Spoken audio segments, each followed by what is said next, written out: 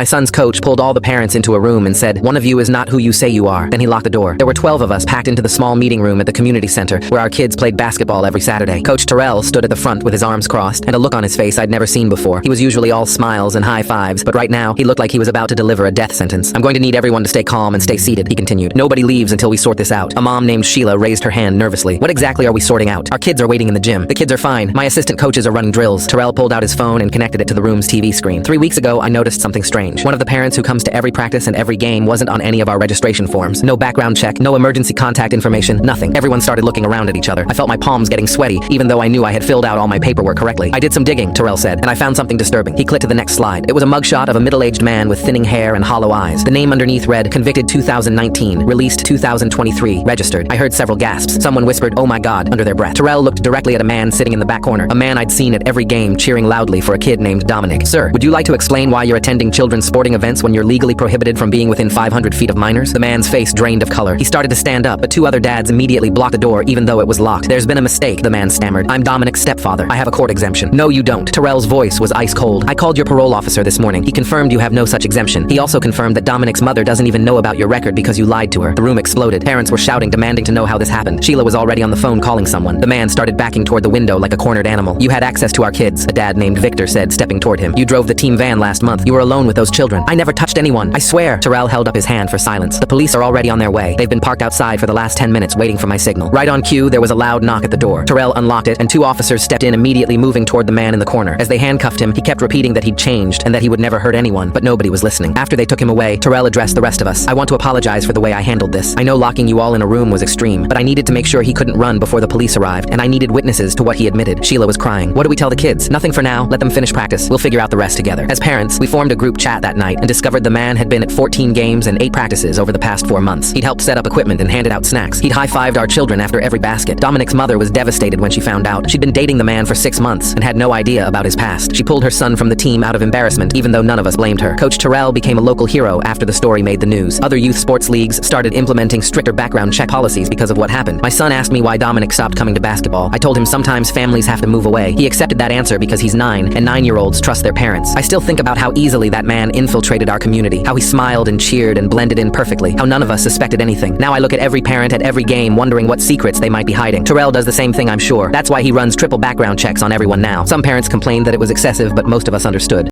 Click the link on the homepage to watch the full follow-up for free.